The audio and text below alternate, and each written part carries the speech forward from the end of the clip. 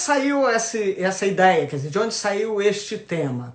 Na verdade, esse tema vem de algumas considerações que a gente já andou formulando aí em lives anteriores, em outras conversas, que envolvem a seguinte constatação, quer dizer, na verdade, este conjunto de medidas de enfrentamento da pandemia do Covid, ela está nos determinando a criação ou o convívio de ordens jurídicas paralelas, né?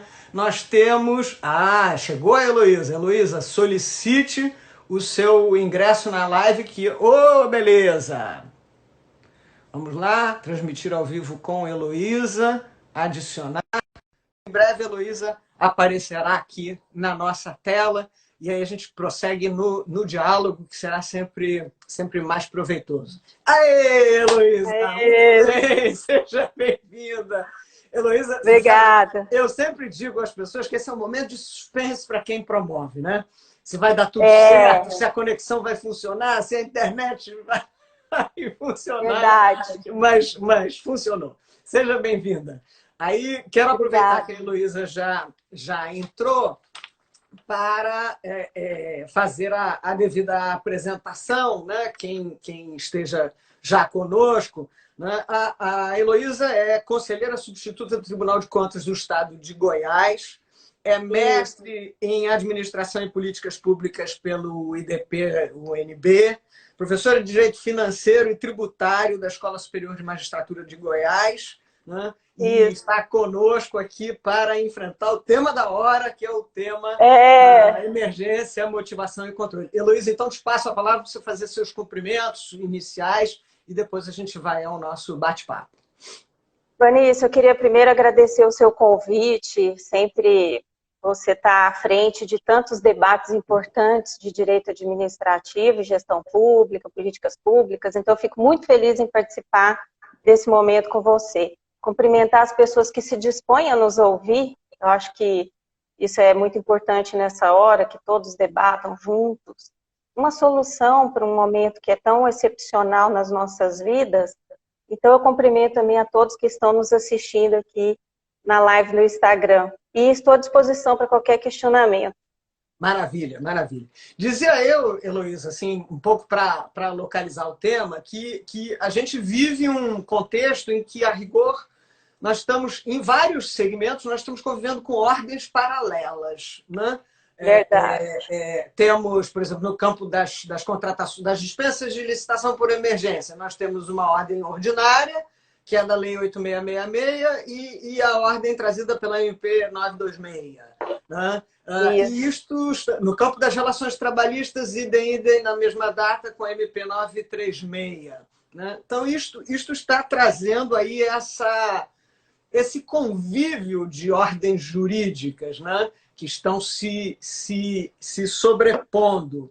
E elas normalmente vêm se caracterizando, quer dizer, a incidência dessa ordem jurídica paralela vem se caracterizando a partir de uma dupla condicionante. Quer dizer, a ordem paralela incide desde que ela seja instrumental ao combate à pandemia e desde que tenha a inviabilidade de aplicação do regime ordinário. Quer dizer, quais os desafios que você vê desse quadro, né, para o exercício do que eu tenho chamado day after, né? Para o que vai acontecer no day after, que é o exercício do controle. Como é que você vê esse convívio de ordens paralelas? Vanícia, não é momento de brincadeira, obviamente, né? Mas eu até costumo brincar que a administração ela está sempre no regime do extraordinário, sempre no regime da urgência, da emergência. Nós temos uma tradição muito pequena de planejamento no Brasil, que é um problema, né? Que a gente sabe muito bem, você colocou muito bem essa questão de uma dupla matriz de funcionamento, vamos dizer, aquela manutenção ordinária, aquele andamento ordinário da administração, e o socorro que o poder público deve fazer nos momentos extraordinários da sociedade. A gente está cansado de saber que parte do poder público suprir as lacunas que o mercado não consegue suprir, né? Então, eu brinco que a gente sempre está no regime extraordinário. No âmbito, por exemplo, das licitações, a gente vê que a dispensa sempre foi utilizada, a dispensa por emergência, em momentos de extrema normalidade, em momentos ordinários da administração, vamos dizer assim. No âmbito do controle, como nós estamos acostumados a analisar as dispensas de licitação por emergência, nós já temos um arcabouço interpretativo da legislação bem montado. Nós temos aí uma série de decisões do TCU e dos tribunais estaduais relacionados a momentos de emergência. Não tanto como esse do coronavírus, mas outros momentos, como a intervenção no Rio de Janeiro, que você deve estar habituado a trabalhar com isso, né? Momentos, por exemplo, de seca no Nordeste, ou momentos de crise hídrica. Todos esses momentos também foram momentos de urgência e emergência, e a administração teve que enfrentar situações parecidas com essas que a gente está enfrentando hoje. No âmbito do controle, num primeiro momento, o controle está se colocando como parceiro.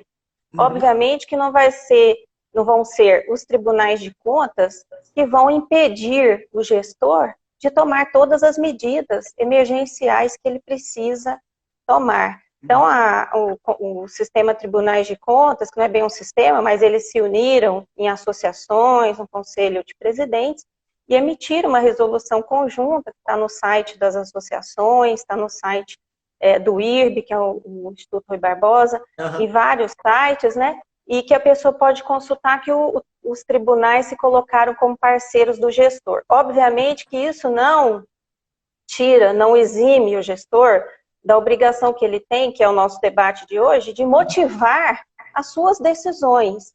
Porque a motivação exclusiva em um decreto de calamidade, ela não é aceita pelos tribunais de contas, não foi aceita pelo TCU em diversas ocasiões. É a jurisprudência que a gente vai citar daqui a pouco.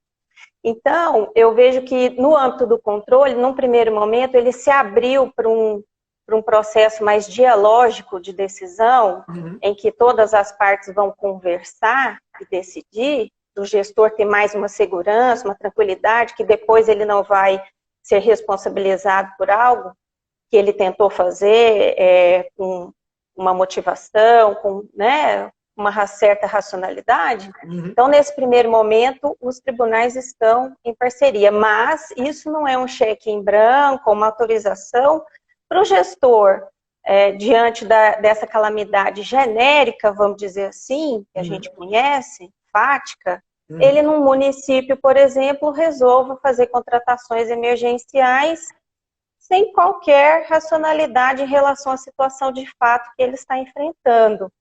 Certo? Então, assim, tem um primeiro momento, mas vai ter o segundo momento do controle, né?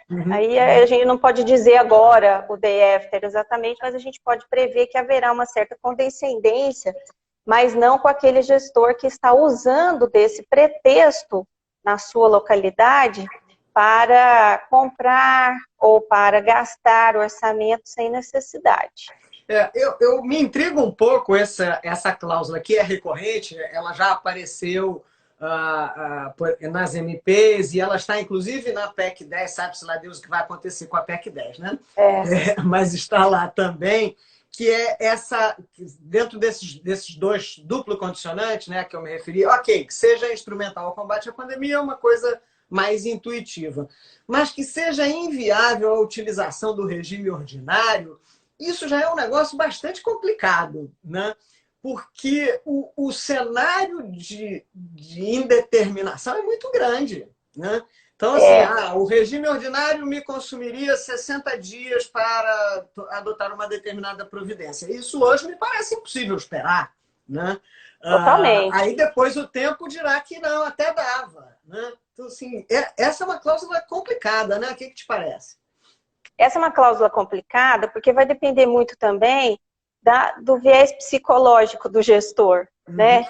Até tem um estudo de uma colega conselheira substituta do Rio Grande do Sul, que ela estudou os aspectos psicológicos no momento de decisão.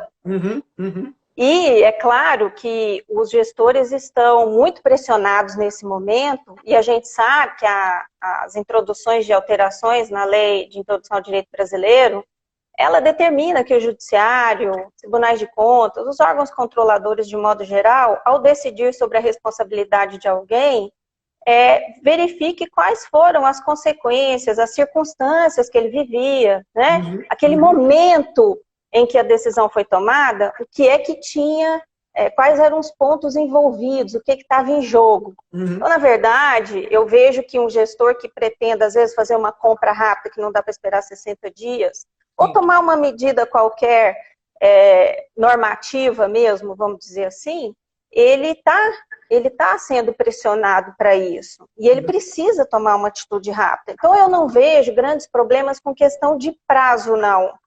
Isso está liberado, está todo mundo vendo. O problema maior que eu vejo não é o instrumento que será utilizado, mas é preciso esse instrumento? Ele é necessário neste momento? Então, a gente precisa, numa cidade aí de 20 mil habitantes, fazer um hospital de campanha, custando cada leito R$300 mil. O gestor está sintonizado com o momento que o próprio local dele de decisão está vivendo? Ou ele está sintonizado na Rede Globo, por exemplo, e está dando um desespero nele? Então, o que eu vejo de racionalidade, que é muito interessante discutir essa questão na motivação, é que a gente tinha antigamente uma visão de racionalidade que seria ponderar o momento, vamos dizer assim, ter um certo bom senso na hora de decidir, mas hoje a gente tem uma racionalidade mais voltada para o René Descartes, vamos dizer que é uma previsão de consequências, tá certo? Então você vai decidir muito com base no que é a consequência da sua decisão. Então, você vai ter um problema grave de pandemia no seu município, se você não decretar, por exemplo, um isolamento, tá? Você vai ter um problema de atendimento de saúde se você não fizer um hospital de campanha, ou você vai ter um problema pior, econômico, se você não permitir que o comércio local funcione. Eu acho que essas decisões devem ser tomadas de forma extremamente racional. E a gente está vendo muita intuição direcionando o gestor e o legislador. Isso me preocupa bastante. Sim, aí já pegando o gancho da questão da motivação, que na verdade tem sido objeto da minha cogitação acadêmica já há muito tempo, né? Mas assim, eu tenho a sensação de que até pela imprevisibilidade da situação, né, a gente não tem certeza científica, né, de qual é o melhor caminho, não tem certeza científica do tempo da crise, não tem certeza de um monte de coisas, né? A razão iluminista nos traiu, né? E aí eu tenho, já andei dizendo que essa normatividade que está surgindo, ela em alguma medida dá um certo voto de confiança para a administração, dizendo, olha, amigo, decide aí, né? Porque cada caso será um caso, cada cidade tem um comportamento, cada índice de contaminação é diferente, etc, etc.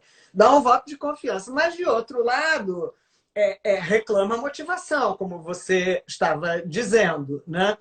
E eu acho que esse é um ponto sensível de crise para a administração, porque a administração, por incrível que pareça, tem enorme dificuldade em motivar, né? Ela prefere essas justificativas genéricas a que você se referiu. Não sei se você tem essa visão.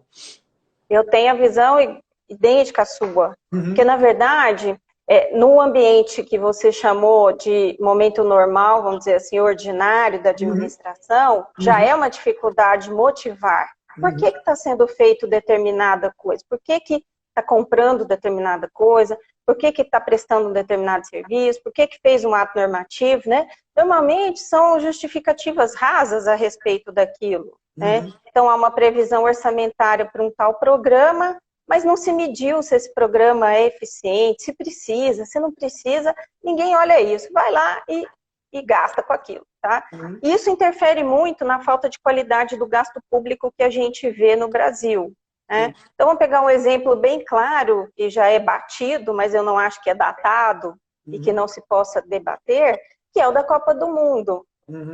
Então, o que se gastou em construções totalmente obsoletas, deixa claro que a motivação não existia. Porque se a administração tivesse motivado adequadamente aquele gasto, talvez ele não se realizasse, né? Então, mas num momento como esse nosso de assim, de extraordinária necessidade de decisão rápida, isso não prescinde planejar, nem que seja algo mínimo, ter uma estratégia mínima de atuação, que não se vê. Por que estou decidindo? O que você disse, uma incompreensão enorme sobre o que é certo e o que é errado. Não sabemos, né? Como você bem falou, achei muito bacana, o iluminismo nos traiu, mas na verdade há momentos em que a gente não alcança exatamente o que acontece. Nossa racionalidade, ela não é divina, vamos dizer assim, né? Então, ainda que a gente tenha dados de um lado, de outro, e torna tudo muito confuso para uma decisão, é preciso escolher um lado. Você concorda que está na mão da administração e confiança, isso é justo, o princípio da confiança legítima, né? Então, a gente sabe que isso é jurídico, e aí a administração tem que fazer o seu papel, ela recebe a confiança e ela tem que fazer o seu papel, precisa escolher um lado. Sim. É algo que a gente consegue contornar? É uma pandemia incontornável sob o ponto de vista da saúde? Então, assim, o que eu vejo de dificuldade aí é o gestor escolher o lado que ele está. Não, eu acho que aqui no meu município nós vamos agir assim, assim, e vai ser bom. Não, nós vamos fechar tudo e vamos ficar esperando acontecer alguma coisa. É preciso que ele escolha uma estratégia. O que eu vejo é muita intuição sem nenhuma estratégia, né, Vanice? Isso atrapalha demais, tanto o controle, quanto nós, cidadãos, termos esse voto de confiança, vamos dizer assim, integral naquilo que está sendo comandado. Acho que a falta de decisão de uma estratégia nos deixa todos muito inseguros. E isso vai refletir no controle.